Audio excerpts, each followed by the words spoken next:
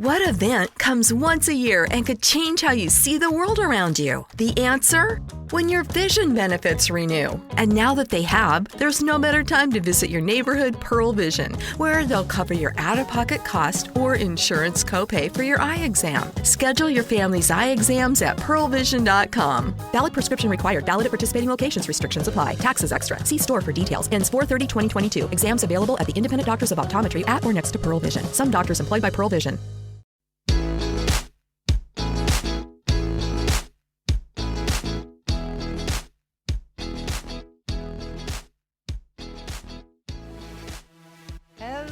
And welcome back to What's Up Doc, the documentary review podcast.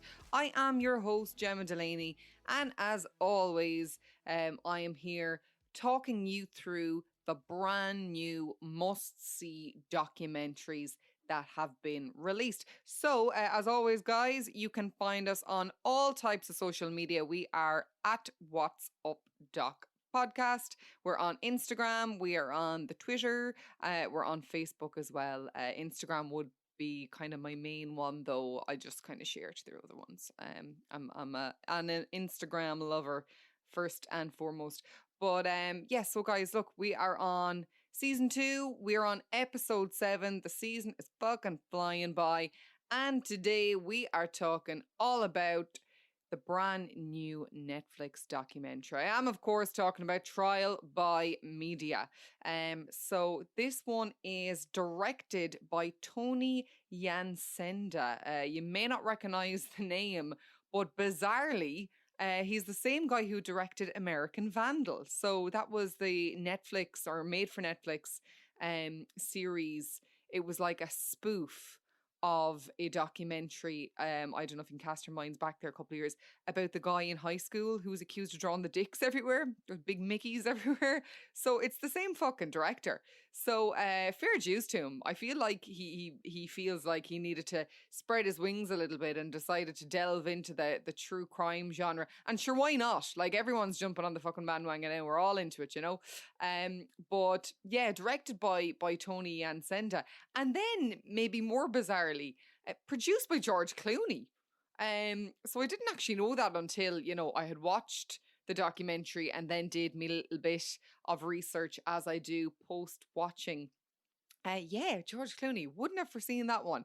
And I guess like the intended audience with this one is probably, who is it? It's 80 and 80. It's fucking everyone, to be honest with you. There's a little bit of something for everyone in this documentary. And the reason I say that is because it's not following one story. It is following one narrative, I suppose, and the headline or the name of it kind of gives it away in that, a trial by media. It's that very famous old saying. We've heard it a million times. So it's following 6 separate stories that played out in the media and how they played out in the media and what part the media played in the playing out of the stories. So I guess, like I said, we all know that famous saying, trial by media, but really the purpose of this documentary is, what effect can the media actually have on the outcome of a verdict?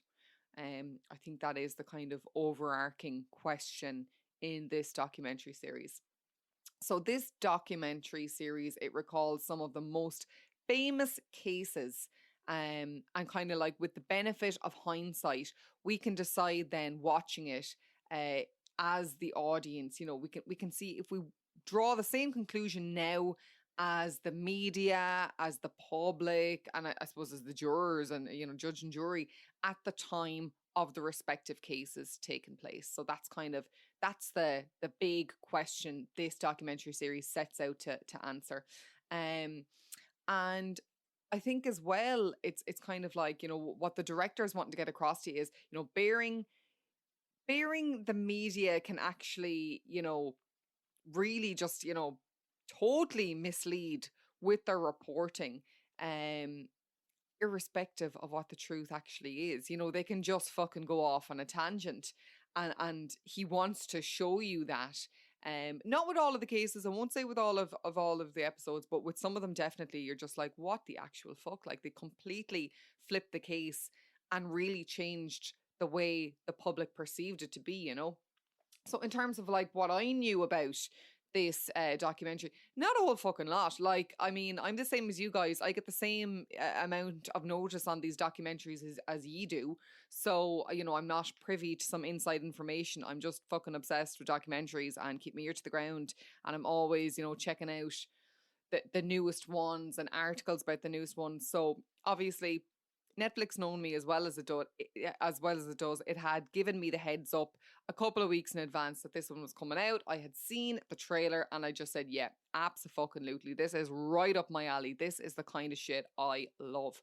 Because it has political aspects as well, and it has human interest stories and all those kind of things that I really like in a documentary personally. Anyway, so that was my prior knowledge of the documentary itself. In terms of the subject matter, I didn't know obviously until it was released. It doesn't really give a whole lot away in the trailer in terms of what cases it's covering. I was surprised by how many cases I knew. And I say that because, like all, or well, not all, but most Netflix documentaries, the subject matter is American in nature. And like a lot of our cases, our legal cases, the big ones over here in Ireland, don't make it across the pond to them. And vice versa as well. Like each country is just in their own little bubble for a lot of the time.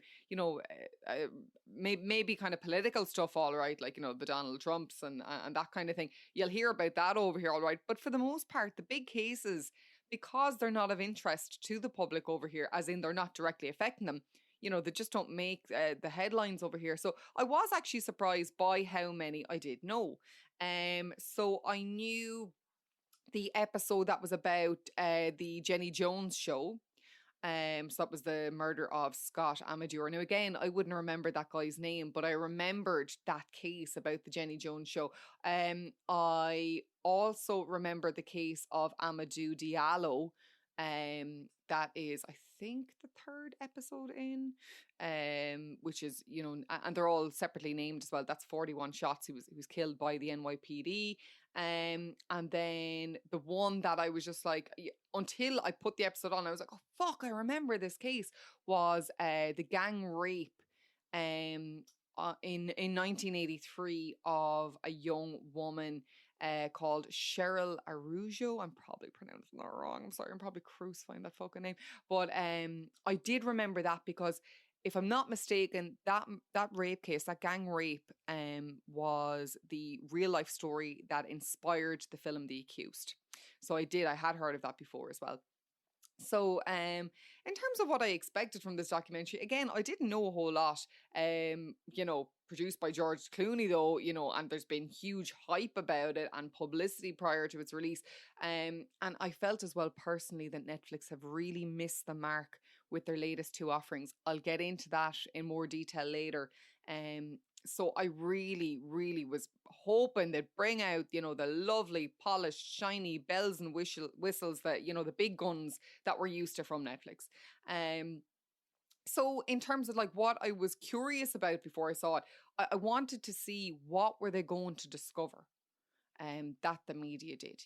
What were they going to unveil? Was there going to be some big, massive reveal? As again, Netflix is so good at the big reveal. That, totally twisted and contorted our point of view. And that, now in hindsight, looking back at these cases, you'd be like, fucking hell, they totally fucked with the verdict. And, how badly did their reporting influence the outcome? Or, not necessarily badly, for better either, did as a result of, the way they hammered down on these guilty people, they got a rightful conviction as opposed to a wrongful conviction, so there's two sides to it, definitely. But yeah, just, in terms of the layout of the documentary series itself, the documentary is split into 6 episodes. 6 episodes seems to be the new holy grail with Netflix, doesn't it? And it's so strange because a couple of years ago, everything was 13 episodes. So like if you look back to Making a Murderer or The Staircase, Keepers, any of those, we were at 13 episodes a season, and now we're down to 6. So it just shows, like, it's actually fucking scary. It just shows how bad our attention span has gotten, like how badly it's been diminished, really, doesn't it? So each episode is, like I said, a completely brand new case. It's completely unrelated, except for the common thread that each and every case is a case that was absolutely, just rode to death in the media. Like this was their bread and butter for the couple of months that it was out. And that's the common thread. So each episode then has a catchy little title as well. And to be honest, like they'd make very strong documentaries in their own right. But as I kind of previously touched on, my guess for them not doing this is the lack of, that massive reveal, that moment at the end that we've just gotten used to with the really, really slick production qualities of Netflix. So they're, none of them have a massive reveal really, because these are all cases obviously that were massively, massively played out in the media. So we already know the ending of these. So that's my guess for why they haven't done these as, individual standalones. But they could be done, and they could have been done easily.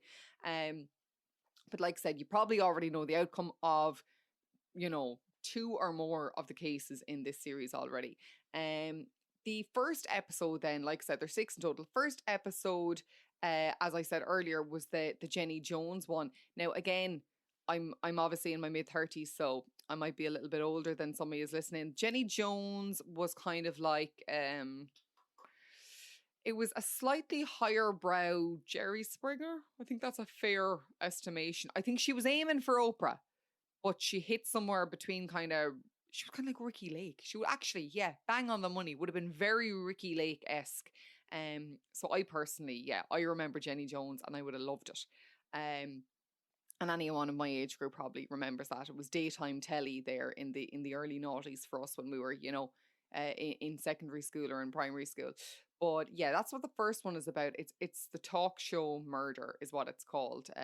Snappy little title, talk show murder. So it talks about how basically, long story short, these 2 guys were guests on this Ricky Lake-esque talk show called Jenny Jones, and that particular episode was where people got to reveal their secret crushes live on air. So very much the type of thing you would have seen on Jerry Springer or on Ricky Lake. But the way they did it was like the big reveal obviously took place on camera in front of the audience. And with this particular reveal, it was a guy professing his feelings to a heterosexual guy. And like, it shows footage from the episode. It seemed to go down okay. It obviously fucking didn't, or it turned at some point, because, a couple of days later, your man comes a knocking on his door and he shoots him down dead in cold blood. And then, the defense is arguing that he just couldn't take the humiliation of getting to come on from this gay guy on telly. And basically that led to, him taking the drastic steps he did. But it's I suppose in this one it's more how they attempted to hold Jesus words, Gemma, hold the media responsible for the part that they played. So they're like, obviously there is a care of duty, and was that care of duty acted out in this instance? Like, did the producers and Jenny Jones know this guy had, maybe mental issues? Like, they do talk about that he's like bipolar and depression and this kind of thing. And, did they do an adequate assessment of this guy? And, was it as a lack of that? Was that the reason that he shot this guy? So that's kind of what the first episode is about more so. Episode 2 then covers the 1984 shooting of 4 black teenagers on the New York subway by the so-called subway vigilante. And again, I remember this case, not at the time because I wasn't born. It was a couple of years before I popped out. But I do remember this, obviously, because I'm very into true crime. So I have come across this case before. But I knew very little about it, to be fair. And I suppose with this episode, we are kind of shown then how the people in the locality, in the suburb where it takes place, how they're split in 2. Half of them very much, that, no, you have the right to stand your ground. If somebody, tries to mug you or whatever, which this guy professes they did, And then you have the other people who go, absolute, you know, I call bullshit. One of the chaps was shot in the back. How can it be fucking self-defense? So that's what that episode is about. And it's very interesting. And, you know, it kind of, again, like I said, I had heard of it, but I never really looked into it much more. I didn't, it's terrible. It didn't really grab me. But actually, it's a really compelling little episode in its own right. It's a really compelling little story. Episode 3 then, and I had definitely fucking heard of this. And if you hadn't heard of this one, like, you know, there's something wrong with you. It covers the killing of Amadou Diallo. So again, this is terrible. The name might not sound familiar to you. And again, the name didn't strike a chord with me. But when they got into the story, I was like, oh my God, yes, I remember that fucking story. So just to refresh your memories, Amadou Diallo was the young African immigrant. I'm going to say he was 21 or 22. He was very young, who he moved to America, you know, for the quintessential American dream. He wanted to study, and, you know, they talked to his mom in the episode. He wanted a computer degree. I just thought that was so cute. Computer degree. But yeah, he's coming home one night. He's in the doorway of his apartment block. These policemen from the NYPD pull up, and I guess they think he's acting suspicious. I don't know. Obviously, we'll never hear his side of the story now, and they're the only ones who can speak on the matter. But they say he's acting suspiciously, that they approach him, that they ask him to come out with his hands up, and that he doesn't, that he reaches into his pocket, and they shoot him. So the episode itself is actually called 41 Shots, which is, you know, just really poignant because that's how many shots they took at him. I think 19 of them hit him. And obviously, look, he was killed instantly. And subsequently was found, A, not to be doing anything wrong, and B, he was completely unarmed. He was reaching in for his wallet to give them his ID. So yeah, that's episode 3 covers that case. And then episode 4 was one I'd never heard of before. It's King Richard is what it's called. And it follows the story of this kind of like Enron-esque businessman, you know, the self-made kind of local boy done good, who of course turns out to be dirty. Isn't that always the case? You know, if they start off with this wholesome story, this, you know, local boy who, you know, drags himself up by his bootstraps and, you know, earns himself a living and, you know, gets himself out of not poverty, but, you know, he's a regular blue collar guy. You just know he's going to end up being as dirty as be fucked. And that is exactly what happens. So this one, it's not so much about the impact of the media on the case, in my opinion. It's more actually how this fella rides the media and gets them to play in his favor. But to be honest with you, it's, not everything true crime has to be really hard hitting. Like sometimes the kind of more bizarre, kind of comical stuff is just equally as fascinating. And this episode absolutely is a classic example of that, really. And then we move into something a little bit more hard hitting. So episode 5, in my opinion, it's the best by a country mile in this documentary series. And it covers the story, as I mentioned kind of briefly at the head of the show there, of Cheryl Arujo, who, like I said, whose gang rape back in 1983 and subsequent trial was the inspiration behind the film The Accused. So it covers the case. It covers, the subsequent trial after the fact, where she is just viciously attacked and beaten down by the defense team when she takes the stand. It's a story, obviously, that had huge media coverage at the time, but I think it's rehashing it for a new generation. I actually think that's really important as well, because so easily these stories can just die in the annals of time. So it's great that they bring it back up and show what a learning tool that case can be. And as well, I suppose it brings us back to a time where you know, that allowing of TV cameras into courtrooms, like court TV and all of that.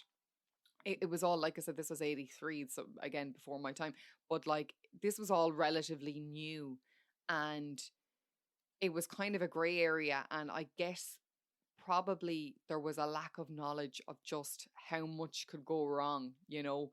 Um, I don't know if I want to call it a more innocent time, because obviously we're talking about a gang rape, but a more innocent time in terms of, you know, just thinking about the legality and the implications of things. And like a classic example of that is it just, you know, shows how these absolutely monumental fuck ups were made. For example, and I don't think I'm giving too much away because you could easily Google this. Um, they reveal her name on live TV as she takes the witness stand. Even though the judge at the head of the trial was like, if you're going to televise this, if you're going to monetize it, you're playing by my rules. She stays anonymous. And then, like, it just seems like an overwhelming cock up that they didn't see this coming. You know what I mean? Like in the list of questioning. So she's brought up to the stand and, you know, please state your name for the record. Like, for fuck's sake. So yeah, it shows that happening. It shows the clip of that happening. And obviously that's her right to anonymity gone out the fucking window. But I suppose most importantly, it tells us, well, it's all important, but you know, what we sometimes, and I've said this before in other episodes, it shows us what happens after the verdict, after the trial, after the media and the journalists and the reporters fuck off, and the, you know, victim is left there to lick their wounds and, you know, try and claw some remnants of a normal life back together again. And it's just so fucking tragic. It's so fucking tragic. And I think what really struck me about this episode, and probably why, you know, it just got me all heartstrings going, is that for something that happened in 1983, like I said, you know, a couple of years before I was born, 4 years before I was born to be precise, not much has fucking changed, has it? You know? Point of reference, the now infamous Belfast rape trial a couple of years ago here in Ireland. Listeners outside of Ireland, give it a Google. Prepare to be just fucking gobsmacked and disgusted in equal measure. But yeah, like, fast forward 30 years and not a fucking lot has changed in terms of rape trials. And, you know, fair dues to the director for putting this in, because, you know, it's an important story, it's an important case, and like I said, it's important that we reflect on these things as well. And then look, the series signs off with something a little bit more light-hearted, and a case that I personally hadn't heard of before. Again, I'm gonna absolutely fucking butcher this name. Rod Blagojevich. Blagojevich? But basically, he was a former American governor, and, you know, the nation's sweetheart, really, because he implemented all these positive changes. He gave, like, the elderly free bus rides. They didn't have to pay for bus rides. He, like, implemented healthcare for children. You know, very much a visionary kind of, you know, wanted to revolutionize politics in America, and he climbed up through the ranks really quickly, and like I said, made it to governor within like 10 years or something ridiculous like that. But yeah, implemented all these hugely positive changes, and like was a real people's champion, only to be then investigated by the FBI after his father-in-law says something that is just a little bit on the suspicious side. And then he just has this spectacular fall from grace, which of course is all documented by the media. And this guy then, you know, I suppose where the media comes into play in this episode is, this guy is like, fuck this shit, I'm not taking this line down, I'm going to use the media to my advantage. And he goes on Celebrity Apprentice. Like, he's literally going to trial for like money laundering, fraud, you know, all these various things. and he goes on Celebrity Apprentice. So you're like, is he doing this to, you know, endear the public to him, to maybe sway the public and, you know, the upcoming jurors to him? But look, just, you know, it's Tiger King-esque. It's just, you know, it's fucking nuts. Go watch it. It's really good, that episode as well. So I suppose what I liked most about this documentary was the variety of stories, really. You know, there's a little, like I said at the start, there's something for everyone here, 18 to 80. It's not all heavy. There's a lot of anecdotal cases thrown in as well, and that's needed. You know yourself, if something's too heavy, you'll just fucking turn off. Like it'll bog you down. So there's a good steady up and down, you know, light and shade in this documentary series. There's a great retrospective look at how these cases played out, the part that the media played in the outcomes of these cases, obviously. And then, like, it's just really interesting how when you're in the middle of something, you can't see the wood for the trees. So it's a great to get this kind of look back on these massively divisive cases and go, you know, would I have felt the same knowing what I now know? And would the jurors? And actually, it's brilliant because it speaks to some of the jurors involved in these cases, and they give you their reasoning at the time and how they feel now too. And likewise, it does a similar thing with reporters and journalists, the guys who followed and reported on these cases, and, you know, talk you through how the public were feeling at the time as well. Because you know what I mean? Like, you can read back or do a bit of delving into a story, but if you weren't there at the time, if you didn't know what was going on, it's very hard to know how the public were feeling and why they were feeling that way as well. So that I thought that was excellent. But yeah, look, in case you haven't guessed it, the episode about the gang rape in Big Dan's was the absolute runaway winner for me. It just broke my fucking heart. I'd forgotten about it, to be honest with you, and it was lovely to have it rehashed, and then, like I said, find out the story after the fact as well. They've done a great job actually in this one as well of getting the family members on board for interviews. So, like, for example, the very first episode, you have the victim's brother who, you know, at the time of the Jenny Jones show murder was hugely involved in the media. He was doing multiple interviews, you know, trying to get his brother's side of the story out there and, you know, just advocating for the victim. And then obviously really got burned by the media and has just kind of, I won't say become a recluse, but has just hidden away from them since and refused to do any interviews. So he hasn't done any interviews since this case. So like, that is just an absolute credit to the production team and the director for managing to get family members on board as well, particularly with the likes of him, who hasn't done an interview since the trial has been over. But like, in case you haven't already guessed it, lads, I couldn't think of one negative thing about this documentary series. I absolutely fucking loved it. And that it's the first time in a long time that I have been able to say that about a documentary or a documentary series. It's the first time in a long time as well that I found I was absolutely dying to get home from work to watch the next episode or to finish the one I'd already started. And like, that's just a real credit to the director to have you, like, it's playing on your mind during the day and you're like, fuck, I can't wait to get home and finish that. So yeah, this, like, there's not one bad thing I can think of with this documentary series. It's fucking amazing. And like, we needed this. I needed this. I have been so disappointed by the latest two offerings from Netflix. Obviously, I did the previous episode, I should say, of the podcast about one of them, which was the Cyntoia Brown story, Murder to Mercy, was an absolute fucking bust.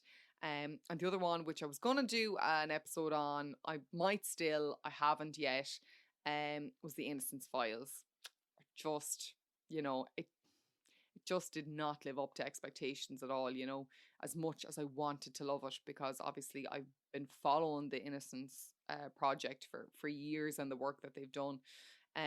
But yeah, look, Netflix have absolutely climbed back up, you know, to the top of the true crime doc fucking totem pole, in my opinion. after this one. They've absolutely pulled it out of the bag. Everything about this documentary works. It definitely makes you think, how many times have the media curried my viewpoint of a particular case? You know, and do we need stricter laws when it comes to what can be said in the media?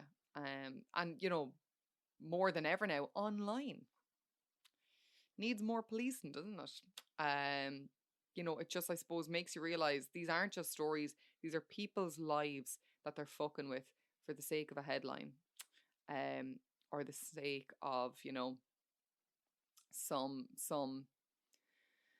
I don't know, sell a couple of copies of a newspaper, or, you know, promote a show or whatever. Yeah, it's a harsh look at the stories behind the cases, and then how the media have curried your opinion in one way or another, and my opinion too. So guys, that is it. We have come to the end of episode number 7. As always, if you would like to go and give us an L review, or give us a rating, or give us a follow, or give us a like, a share, a comment, I would be forever indebted to you guys. And look, follow me on social media for no other reason than I'm a funny fucker. I post good memes. Guys, as always, I have been your host, Gemma Delaney. This is What's Up Doc, the documentary review podcast. Good night, good luck, God bless. See you guys.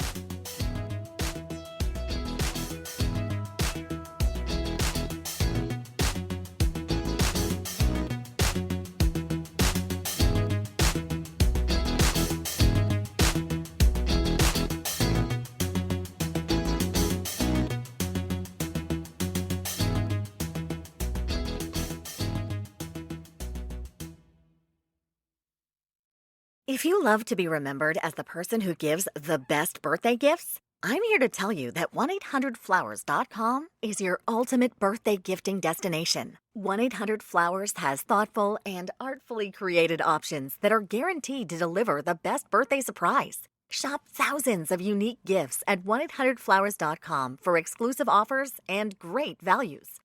To order today, visit 1-800-Flowers.com/tune-in. That's 1-800-Flowers.com/tune-in. The motto for 2022 is out with the old, in with the bold. And if you're ready to revamp your career, your relationships, or your money this year, check out Modern Life. It's a new podcast and newsletter from Fidelity Investments with fresh perspectives from people defining success on their own terms and tips to help you do the same. Search Modern Life wherever you find your podcast to follow and subscribe. Keep in mind that investing involves risk. The value of your investment will fluctuate over time, and you may gain or lose money. Fidelity Brokerage Services, LLC, member NYSE, SIPC, 900 Salem Street, Smithfield, Rhode Island, 02917.